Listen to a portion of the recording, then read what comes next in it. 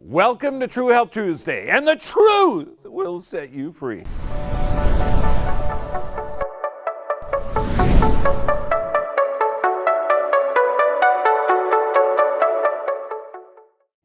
Okay, today is 16 of the Extreme Health Challenge, and it's body weight exercise. Now, what's challenging, okay, with a lot of people with, very, very active lifestyles is getting time to work out. And I'm talking, you can do this so easy. I mean, you can do, I don't know, what kind of stuff could you do just standing? I'm guessing calf raises, standing far away or parking far away from a store, like from Costco. How about carrying the grocery bags? All of these are really, really simple. So, and you can even start, like, how many people here have had to put your hands up against a wall and feet leaning away from it? Okay, good. Yeah, I know you're from Brooklyn, of course. It's like, hi, officer. They don't even need to tell you. You're okay to do that right away. Well, you can do push-ups on the wall. I mean, based on like how active you are or how great a shape you are, you can actually do a regular full-on push-up. But, let's work it out. I want to show you more how to do it and why you're doing it. Now, you're talking basic minimal exercise. Now, there's how many days in a week? 7. Guess how many you got to work out? 7. For how long? Forever. Forever. You have to work out forever. And you don't have to adjust 100 people a day. Okay, you don't have to be lifting and picking people up all day long. It could be very, very simple. But look at this. We're not just talking about sleep, health, good heart function. We're talking lower cancer, heart disease rates. I mean, the stuff that's wiping out our population. It's not the dreaded flu that you're seeing online. Okay, because think of this. Okay, now we're just going to take a minute for the flu. Let's say it's your 3rd year in a row, you sell a flu vaccine, and it's failed all 3 years. Okay, so let's build up a panic. Okay, tell people that it's a massive epidemic so that we could build fear, and then this way you'll have a memory to buy the flu shot next year. And this year we can introduce other things, some antivirals like Tamiflu. Even though it commits suicide, it doesn't work after 12 hours. And the best chance you get is it's going to reduce the flu by about 24 hours. How about we take a chill pill, understand that the people that are dying from the flu are not healthy people. These are people with secondary health issues. And if we look at this, has everybody here has the flu virus on them. Okay, so flu viruses are everywhere all the time. There's no such thing as a flu season. Okay, so look at an immune system problem. So physical, chemical, or emotional stress are going to cause your immune system to be weakened. So what can we do? We can strengthen our immune system. So if just exercise a half hour a day can actually strengthen your immune system, would it behoove us to do a little bit of a workout every day? Yeah, okay, and you could also do healthy vitamin C. We're talking vitamin C with bioflavonoids. You could do vitamin D3. You could drink water. You can have healthy physical, chemical, or emotional stress load or be able to handle it, have deep sleep at night, all the things that were required. Or we could randomly put up panic stuff on the television to really scare the hell out of you and weaken your immune system. But let's look at exercise. Okay, next week I'm going to talk a whole bunch about the flu shot, flu virus, all the psychotic stuff that's out there. Now, this is cool. Journal of Sports Medicine. Have you ever heard of a heart bypass? Wouldn't it be cool if the heart had secondary and tertiary blood supply? It does! Oh, God! How can we regenerate arteries? Angiogenesis, that's what it means. It means that if you put your body under certain force loading, that you can regenerate arteries. How cool is that? Neurogenesis, so you can actually, there's a neuroplastic effect to the brain that if you get more stimulation, and this is talking about movement, just general healthy movement. This stimulates the cerebellum, and this can actually regenerate neurons or nerve cells in the brain, along with connections in the brain. So just general movements. I'm not talking, Brooklyn, okay? I'm talking about, doing actual exercises. Synaptogenesis, this means the nerve cells inside of your brain can develop new connections. Synthesis of neurotransmitters, and this is how the nerve cells communicate. And you got to start thinking like, wait a second, it can't be that simple.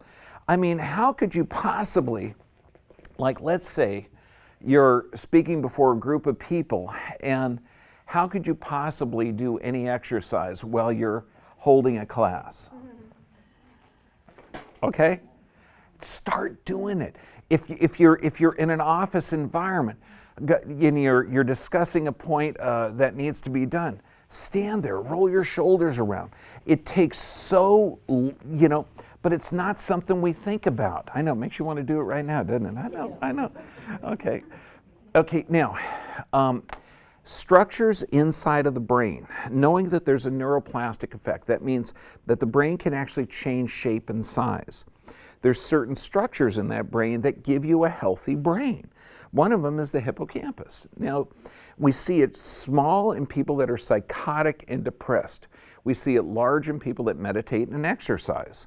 So obviously it's reflective of stimulation going in. How many people here have hippocampal envy? Yeah, I know what you mean.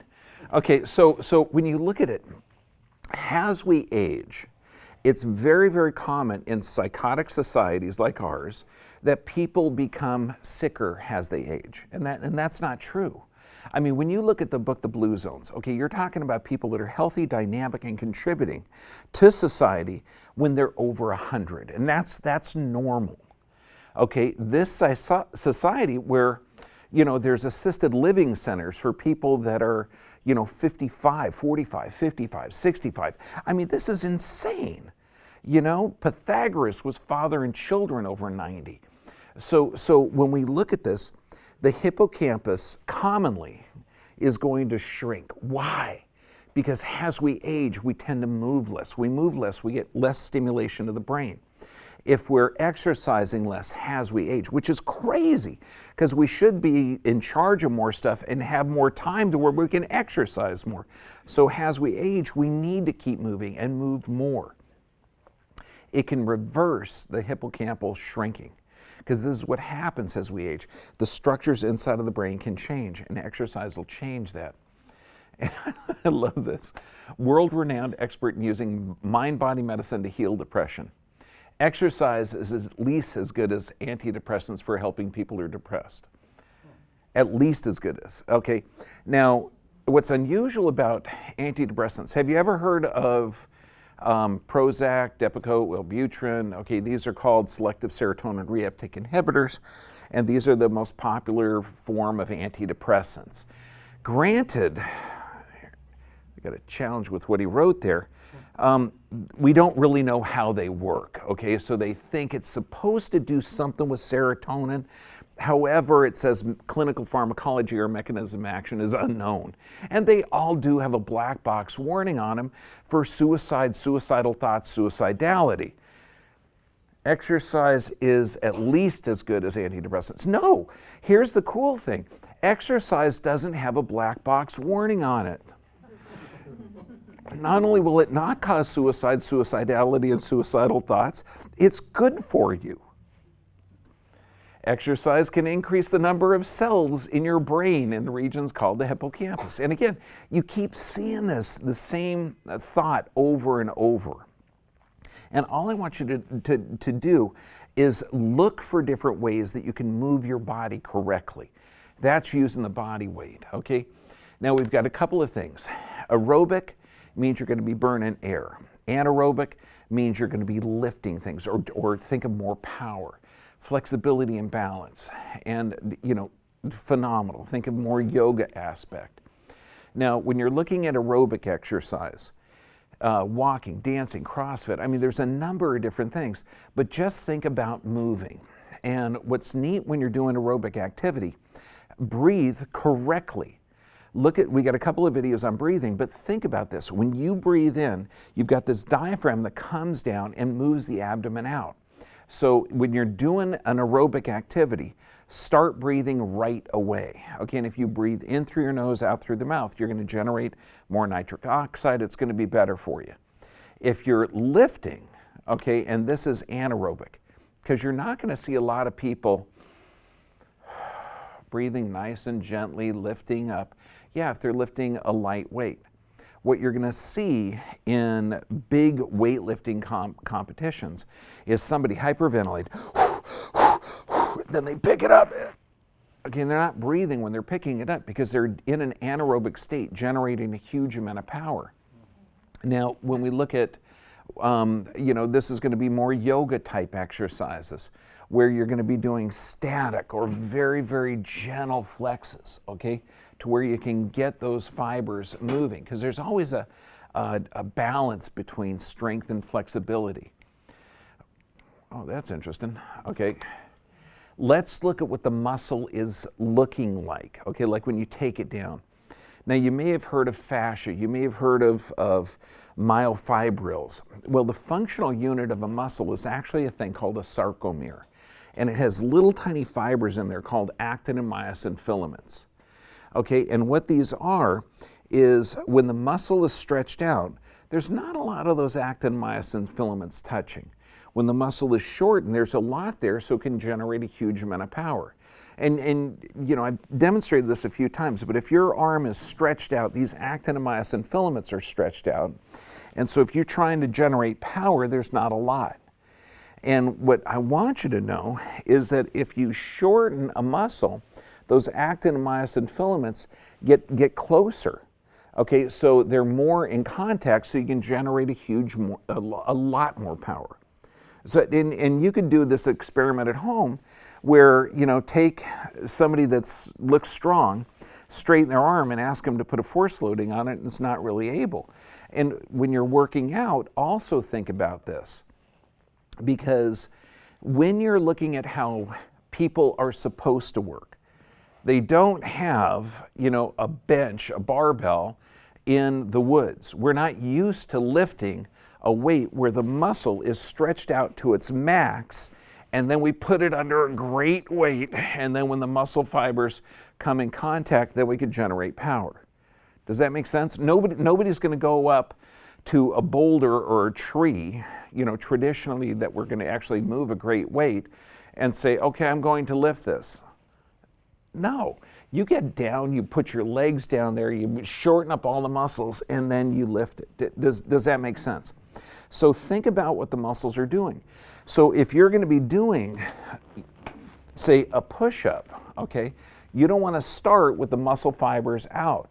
You want to have the muscle fibers in and go down and up as slow as you possibly can, because that way you're going to be generating a huge amount of power and a huge amount of effort. Now, let's look at fast twitch and slow twitch fibers. This is going to be different because those sarcomeres, there's different fibers inside of the muscles. Now, how many people here are really good at running great distances? Okay, if anyone raised their hand, would you think they would look like Hulk Hogan, or they look like the skinny person over at the health food restaurant? Skinny person at the health food restaurant. Yeah, because if you're running great distances, in fact, we have a couple of patients that run marathons on a consistent basis. They're so darling. They're twins. Okay, and these gals, they look exactly alike, and they're always in competition, but there's always love there. They're cool, but very thin, and they're not a lot of bulk strength, because what they want to have long-term movement. So they have slow twitch fibers. Slow twitch fibers is for endurance. Fast twitch fibers are for bulk strength. Okay? I know you're thinking that I'm a marathon runner. No, I have more fast twitch fibers. Okay? Now, anytime you're going to do an activity, the slow twitch always come in first, but then if you require more effort, bam, those fast twitch fibers come in. And it's going to be based on genetics, like if you're more predisposed to running marathons or more predisposed to lifting marathoners. The average balance is 50-50, but some of us are more of a bulk strength person, and you'll see, we have endomorph, ectomorph, very, very thin, very, very, very built, okay? And so start looking at this. No matter what you are, if you're built for marathons or if you're built for lifting marathoners, okay, okay, both function well at high interval intensity training because this engages those fast twitch and slow twitch fibers. But also, what I want you to think about when you're doing these body weight exercises is to get more of those actin and myosin filaments together, so we shorten up the muscle first and then generate a huge amount of power. Now we have resistance training and aerobic training, and this is what you're going to see a lot in gyms. And what you want to do, figure resistance training, what a lot of people will do is they'll go for a quick walk to warm up, and then they'll work out with weights. What's ideal, if you're using resistance, this is going to be more of those fast twitch fibers where you're moving very, very strong and slow. It's a good idea to utilize that type of workout first. When we're using body weight exercises, I'm thinking less running distance. I'm thinking more of using those weight exercises. Do you know what I mean? Where you're going to be using the fast twitch fibers, or you're burning up that glucose or that anaerobic metabolism first. And this is going to be really easy. You can do this exercise, calf raises, when you're standing in line. Okay, when you're standing in line at Kentucky Fried Chicken. Okay, I know. Okay, did anybody hear about a ballistic missile warning that said it's no drill in Hawaii? Did you hear about this? Okay, I haven't heard anything about it in the news, but me and my oldest son, we were talking together, and we thought, what would you do? Wouldn't it be a cool story to go in? How many people made a confession? Honey, I gotta tell you, we only got a half hour left, but okay. How many people have been clean and sober for like 30, 40 years? Screw it, man, I'm getting it. That's it, baby. Goodbye, world, And my wife said she's going to go to Pizza Hut. And I thought, okay, who's going to go to Dunkin' Donuts or have that piece of Kentucky Fried Chicken, that absolute toxic, good-tasting stuff? Well, just a side note. I mean, I'd love to see what actually happened. Okay, then, so what we want to do, know that eccentric and concentric contractions. So when you're working a muscle, understand that you're going to build muscle with the muscle shortening, that's a concentric contraction, and the muscle lengthening, that's an eccentric contraction. What's weird is you're going to build more muscle, having it under strain while that muscle is lengthening. So, and what you'll see typically in a gym is people will take a weight and they'll throw it up like this and they'll let it fall down. Then throw it up like this and, oh man, is that 7 yet? You know what I mean? Okay, so, but if you shorten that muscle, and you could be doing this walking from the grocery store to your car, or just any type of weight. You could have a briefcase, okay, while you're walking. Slowly move it down, then slowly move it up, then slowly move it down. And you don't want to have it all completely where those actin and myosin filaments are straight. Start with your arm bent and just go very, very easy while you're just walking. You could have a backpack in your arm, you could have your water bottle in your arm. All of these things, these resistance exercises are phenomenal.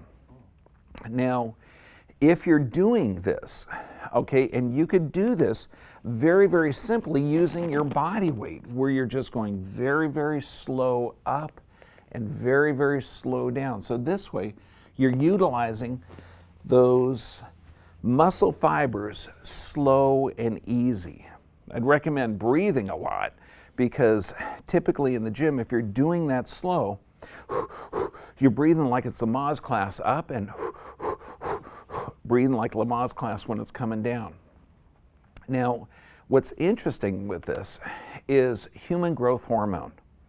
Yeah, it's illegal in a lot of states, but your body produces it. So we don't need to worry about the legality of it. High intensity interval training, okay, not only does it increase human growth hormone, which you're talking robust health. So if you're utilizing this strength training, you're going to be generating this so you can have ultimate vitality. And I know it sounds weird, but I mean, typically if you're working ridiculously hard at high interval and then you relax, high interval, then you relax, muscle growth, fat burning, strength, longevity. And this is a great start for high intensity interval training. And you can do this with just utilizing your body. Work as hard as you can for 30 seconds, as hard as you can. And that could be whatever. I mean, if you're just starting out, try the Brooklyn push-up. Okay, you're here. I haven't seen you in a long time. Okay. Or maybe stand a little further away and start doing a push-up like that. Or start doing a very, very gentle push-up where you're at an angle. You could do this at a desk. You could do it anywhere. You could do it on the back of a chair. If you're in better shape, do it laying straight down. Okay, all of these things are going to be very simple and very easy. But do it for 30 seconds. So you're doing it nonstop, and then take a break for about 90 seconds. And people aren't used to running. I'll say, look, run as fast as you can, or walk as fast as you can for 30 seconds. Okay, and then walk slowly for 90 seconds. So this high interval intensity training is phenomenal. Repeating the exercise 7 times, it totally depends on your strength level and health level. Because if you're talking about, guys like Dr. Ryan, who probably have never seen the inside of a gym. Okay, have you seen his arms? They're like human legs attached to this torso. Okay, so you got guys like that have probably lived in a gym. Okay, and guys like me that can lift a gym. So you get the two different types, and then you get people that have never worked out. But this works for everyone. It works for everyone. Now, here, let's do this. Okay, so when you're talking about body weight exercises, start looking for different things that you can do. Okay, because it's really simple. I mean, has anyone seen, have you ever had a challenge of where you're going to lift something and hold it away from your body? Do you know what's cool about this? It doesn't matter how heavy it is. It matters how long you hold it. I guarantee you, if I gave you a pen and had you hold it out here, within about 4 or 5 minutes, your hand would be shaking, your arm would be shaking. Okay? So look at the opportunity to exercise everywhere, and you're going to find it. Hotel rooms, you're going to take the stairs instead of the elevator. Walk a little bit further. Just do it every day. It's simple and vital. Now, today is day 16, okay, of the 21-day challenge. We had a little glitches in the website when we're first starting this. And now you can actually go back and do some of the challenge. But it's just fun. We're going to have a bunch of these things on the website when it opens, the main one. And that's going to be Extreme Health Academy. You can go there for the latest updates, because on the 21st, that's when the website opens. And did anyone sign up on Extreme Health Challenge the first day? Okay, it didn't work really good, did it? It works better now. So we'll probably have something similar to Extreme Health Academy. Because you don't know how it works until you try it. But that's the thing with even exercise. You don't know how it's going to work till you try it. And so just try it a little bit. Try walking a little bit, try working out a little bit more. If you're an office worker, try doing a couple of push-ups on your desk. Okay, it's going to be really cool because you're going to notice a big difference. Any questions about body weight exercise? Because I'm going to get Dr. Ryan up here to do them. Yes. How do marathoners deal with the stress that they put on their knees? Oh, how do marathoners deal with the stress they put on with their knees? I got to repeat the question because I got the only mic. What they found, and this is cool with marathon runners, is the more normal motion of the foot, the less trauma to the body. So they're running, some marathoners are running barefoot, or they're having zero shoes where they have full range of motion, and that gives them a more normal run. But it's not really the joints of the hip, the knee, or the feet that are a problem with marathoners. A lot of them have the organ system problems. Some of them can urinate blood for up to a couple of days, up to a week after running it, because of that constant jarring. But the way the human body is designed to run, if they're running with a normal gait and they're running correctly, they can run for 100 miles. Okay, so it's true. I know what you're thinking, Doc. The first marathoner died at the end of it. Yeah, but he fought a battle, okay? And then they said, dude, I know, wipe the blood off. Go tell him we won. Okay, so you know, he had some extra stress load. But the standard marathoner, okay, they have marathoners that are ultra marathon where you could run hundreds of miles. Before the indigenous population, okay, in America that we wiped out, that we almost did a genocide to, before horses were introduced, they would run hundreds of miles. They were called the dog people. And it was just considered a normal form of transportation.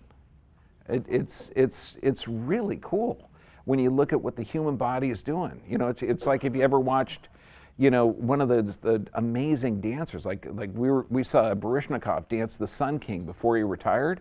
Holy moly, man! To be the same species, right on. You know, there's no way I'm going to leap across a stage looking that good in tights.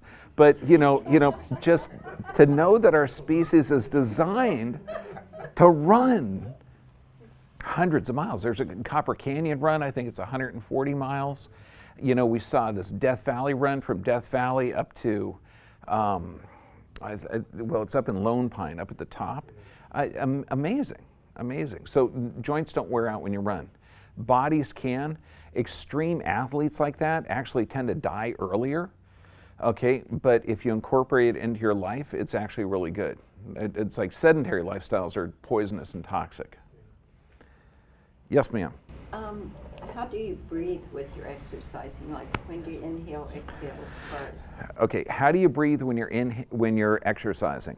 The best way to breathe is in through the nose, out through the mouth. That's the best. However, okay, if you're doing something extreme and you got to oxygenate the system, then breathing in and out through the mouth and nose and everything. You just got to get oxygen in there.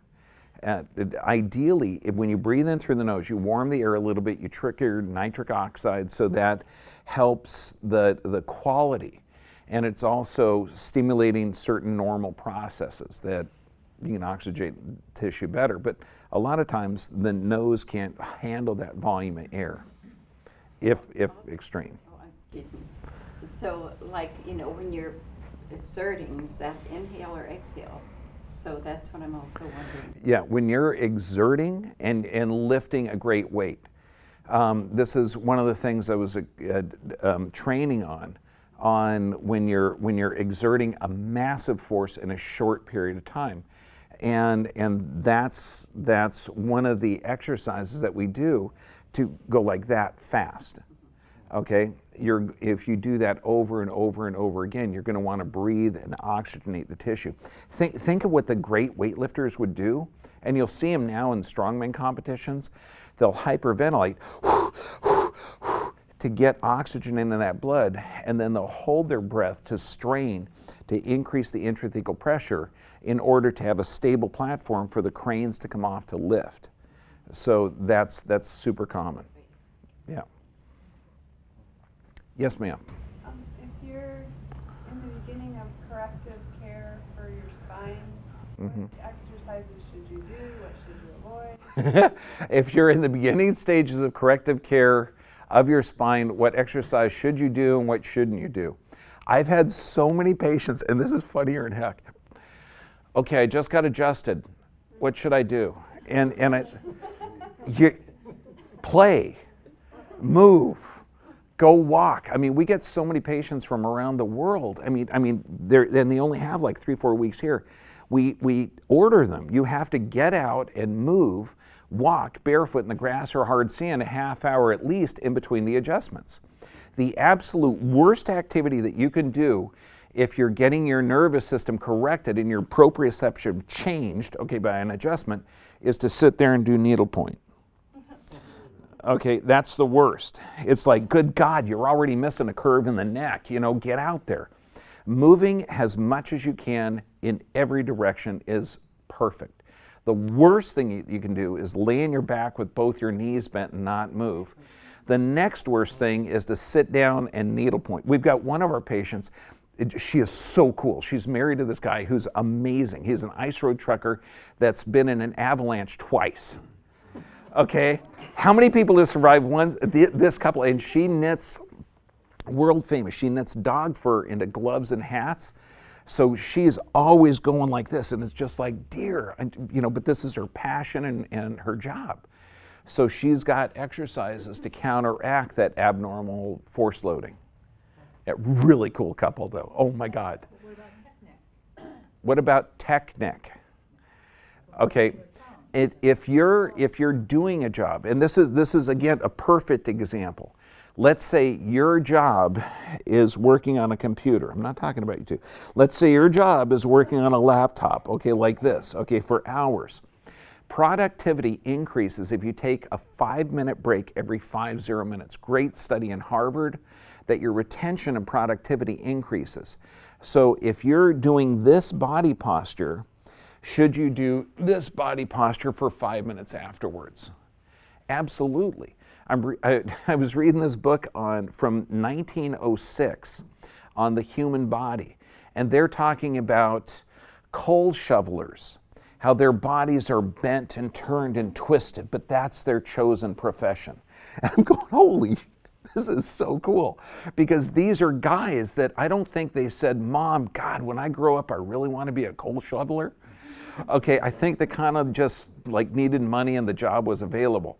But they talk about this is what they're doing. Then they talked about an oarsman, okay, that their hands are bent and gnarled and backs are gnarled and strong from rowing hour after hour. And this was the professions back then. Now what are our professions now? Hour after hour. Okay? And they recommended back in 1905 that the oarsman can have a normal hand if they took a break and stretched and did the opposite. And same thing for now. Okay? Roll the shoulders. Take a 5-minute break every 50 minutes to do everything the opposite, to get that body working correctly and to move it. Because remember, movement stimulates that brain, stimulates that neuroplasticity, and you actually get more function, more life flowing into the body. I mean, when we do filming at the studio, I'm standing there for about an hour, and then that's it, man. We got to take a break. I got to start going, you know, we'll walk around the building, we'll do something to get some blood flowing. Okay? Yes, sir. Is there a good time of the day for exercise? Is there a good time of day for exercise? Yes. As soon as you get out of bed, well, actually, no, they can't do some exercises in bed. As soon as you wake up, that is a good time to start. And try it, okay? I mean, if you're there brushing your teeth, just go up and down. Okay, try it on one foot, okay? You know, if you're doing anything, just do it a little bit different. You know, if you're showering, you know, get that towel behind you and, you know, just really get, you know. I mean, there's stuff that you can do every day, okay? Yeah, so look at every activity has an opportunity to move your body in a different way. Does that make sense? It's more fun too, you know? I mean, I'm always in here throwing a stuffed animal at somebody, just having fun. That's usually a kid, unless they're not paying attention. Yes, ma'am. Now, there are a few things in the past that I recall you saying not to do. And one was to lay flat on the floor and put your feet out. And I don't know if it counted for everybody, but she said something about bending over, like touching your knees. Okay, there's a few things I've said in the past about not to do. Exactly. Bending forward like this, that's going to be a challenge, but sometimes people have to do that.